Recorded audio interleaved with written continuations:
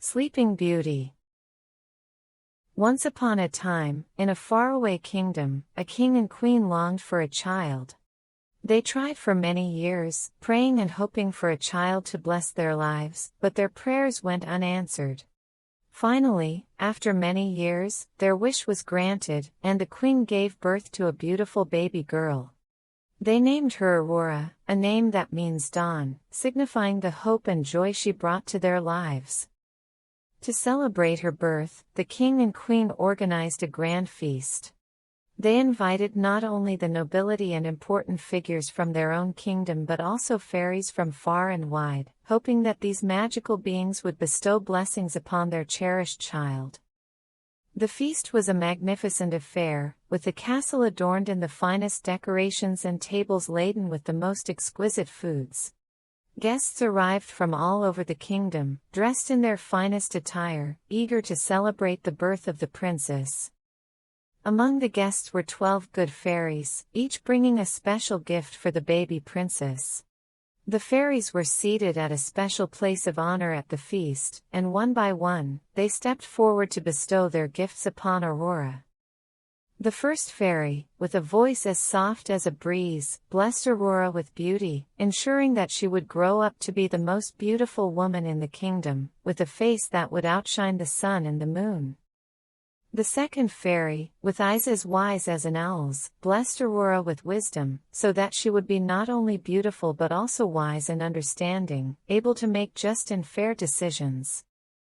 The third fairy, who moved with the grace of a swan, gave her the gift of grace, ensuring that she would be elegant and poised in all her actions.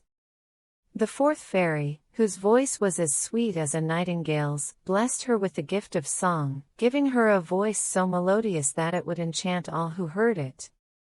The fifth fairy, who danced like the leaves in the wind, granted her the gift of dance, making her a natural dancer whose movements would be as captivating as her voice. The sixth fairy, with hands as skillful as an artist's, gave her the gift of artistry, so that she could create beautiful works of art that would inspire and delight. The seventh fairy, with a heart as kind as a summer's day, blessed her with compassion, ensuring she would be loved and respected by all. The eighth fairy, who moved with the agility of a deer, granted her the gift of athleticism, so she would be strong and agile. The ninth fairy, with a mind as sharp as a blade, blessed her with intelligence, ensuring she would excel in all her endeavors. The 10th fairy, with a smile as bright as the sun, gave her the gift of happiness, ensuring she would always find joy in life. The 11th fairy, who possessed a spirit as adventurous as the wind, granted her the gift of curiosity, ensuring she would always seek knowledge and new experiences. Before the 12th fairy could give her blessing, a loud noise interrupted the festivities. The doors of the great hall burst open, and a wicked fairy, who had been overlooked and not invited to the feast, stormed in. She was furious at being excluded and decided to take her revenge on the king and queen through their beloved daughter. The wicked fairy, with a voice filled with malice, declared, "When the princess turns 16, she will prick her finger on a spinning wheel and die." The court was horrified. The queen, with tears in her eyes, pleaded with the fairy to retract her curse, but the wicked fairy only laughed and vanished in a cloud of smoke. The 12th fairy, who had not yet given her gift, stepped forward. Though she could not completely undo the wicked fairy's curse, she could soften it. "The princess will indeed prick her finger on a spinning wheel," she said, "but instead of dying, she will fall into a deep sleep that will last 100 years. She will only awaken with a true love's kiss." The king, determined to protect his daughter, ordered all the spinning wheels in the kingdom to be destroyed. Every spinning wheel was collected and burned in a great bonfire. The king and queen believed they had done everything in their power to prevent the curse from coming true. As the years passed, Aurora grew into a beautiful and kind-hearted young woman, beloved by all who knew her. She possessed all the gifts bestowed upon her by the fairies: beauty, wisdom, grace, song, dance, artistry, compassion, athleticism, intelligence, happiness, and curiosity. Her presence brought joy to everyone in the kingdom, and the king and queen watched her grow with pride and love. Aurora's days were filled with happiness and learning. She spent her time exploring the palace gardens, where she marveled at the vibrant flowers and sang to the birds. She painted beautiful pictures, danced gracefully, and composed lovely songs. Her intelligence and wisdom shone through in her studies, and she often engaged in thoughtful conversations with the scholars who visited the palace. On her 16th birthday, the king and queen arranged a grand celebration in her honor. The castle was once again adorned with the finest decorations, and guests arrived from all over the kingdom to celebrate the beloved princess's coming of age. Aurora, curious and adventurous, wandered away from the festivities and explored the castle. She had always been a curious child, eager to explore and learn about the world around her. On this day, her curiosity led her to a part of the castle she had never seen before. In her wanderings, she discovered a hidden staircase leading to a secluded tower. The tower was old and covered in cobwebs, and it seemed to have been forgotten by everyone in the castle. Aurora, undeterred by the dust and the darkness, climbed the winding staircase to the top. At the top of the tower, she found a small room with an old woman working at a spinning wheel. The old woman, unbeknownst to Aurora, was the wicked fairy in disguise. "What is this?" Aurora asked, fascinated by the spinning wheel. "Come closer, my dear," the old woman said with a sly smile. "Would you like to try spinning?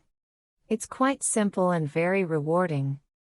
Aurora, intrigued and always eager to learn something new, reached out to touch the spinning wheel. As soon as her finger touched the spindle, she pricked her finger and fell into a deep sleep, just as the wicked fairy had cursed. The old woman laughed wickedly and disappeared, her revenge complete. The good fairy, who had been watching over Aurora, arrived at the tower and realized what had happened. She felt a deep sorrow for the young princess, but she knew that the softened curse would one day be lifted. To protect Aurora and ensure that she would not be alone when she awoke, the fairy cast a spell over the entire kingdom. Everyone in the castle, from the king and queen to the servants and animals, fell into a deep sleep. A thick forest of thorns grew around the castle, hiding it from the outside world and ensuring that no one could disturb their slumber. Years passed, and the story of the sleeping princess became a legend. Many brave princes and knights attempted to penetrate the thick forest, hoping to rescue the beautiful princess and win her love, but none succeeded.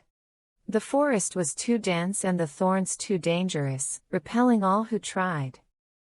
100 years later, a brave prince from a distant land heard the tale of the beautiful princess sleeping in the hidden castle.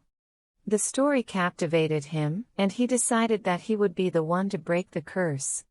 Determined to rescue her, he set out on his journey, guided by the tales he had heard. The prince traveled far and wide, facing numerous challenges and adventures on his way. He crossed treacherous mountains, navigated deep forests, and traversed vast deserts, driven by the hope of finding the legendary castle and the sleeping princess. Along the way, he heard more tales of the princess's beauty and grace, which only strengthened his resolve. When the prince arrived at the forest of thorns, he drew his sword and began to cut his way through. The thorns seemed to come alive, twisting and growing to block his path, but the prince's determination was stronger. He fought his way through the thick underbrush, guided by his unwavering resolve and the hope of finding the princess. As he neared the castle, the forest seemed to part before him, as if recognizing his bravery and purpose. At last, the prince reached the castle gates. Inside, he found everyone asleep, just as the legend had said. The air was thick with enchantment, and the silence was almost deafening. The prince climbed the grand staircase, his heart pounding with anticipation. He made his way through the silent halls, passing sleeping guards and servants, until he reached the tower where Aurora lay. At the top of the tower, he found her lying on a grand bed, as beautiful as the day she had fallen asleep. Her golden hair spread out around her like a halo, and her peaceful expression seemed almost angelic. Overcome by her beauty and the magic of the moment, the prince leaned down and gently kissed her on the lips. At that moment, the spell was broken. Aurora's eyes fluttered open, and she gazed up at the prince with wonder and gratitude. The entire kingdom awoke from their enchanted sleep, the curse lifted at last. The king and queen were overjoyed to see their daughter awake and safe. They thanked the brave prince for his courage and determination, and a grand celebration was held in his honor. Aurora and the prince fell deeply in love, their hearts bound together by the magic of the true love's kiss. Soon after, Aurora and the prince were married in a grand ceremony, celebrated by the entire kingdom. The people rejoiced, their hearts filled with hope and happiness. The curse had been lifted, and the kingdom was once again filled with life and laughter. Aurora and the prince embarked on their married life with joy and determination. The prince, having shown his bravery and resourcefulness, became a beloved figure in the kingdom. Aurora, with her wisdom and kindness, continued to inspire and lead the people. The young couple often visited the villages and towns within the kingdom, meeting with the people and listening to their concerns. They worked together to ensure that their kingdom prospered and that justice and kindness prevailed. The people admired their rulers, whose love for each other and for their kingdom was evident in every action they took. The prince and Aurora also dedicated themselves to learning and exploration. They traveled to distant lands, seeking knowledge and forging alliances with other kingdoms. Their travels brought new ideas and innovations to their kingdom, enriching the lives of their people. Aurora's gifts from the fairies continued to shine throughout her life. Her beauty and grace were matched by her intelligence and wisdom. She composed beautiful music and created stunning works of art, which were celebrated and cherished by all. Her compassion and kindness endeared her to everyone she met, and her happiness was infectious. It became a source of inspiration for the entire kingdom. Their story was told and retold, becoming a timeless legend of love, bravery, and the triumph of good over evil. As the years passed, Aurora and the prince had children of their own, who inherited their parents' virtues and continued their legacy. The kingdom flourished under their rule, becoming a place of peace, prosperity, and happiness. The tale of the sleeping princess and her brave prince was passed down through generations, a reminder of the power of true love and the importance of courage and kindness. And so, Aurora and her prince lived happily ever after, their love and legacy enduring through the ages.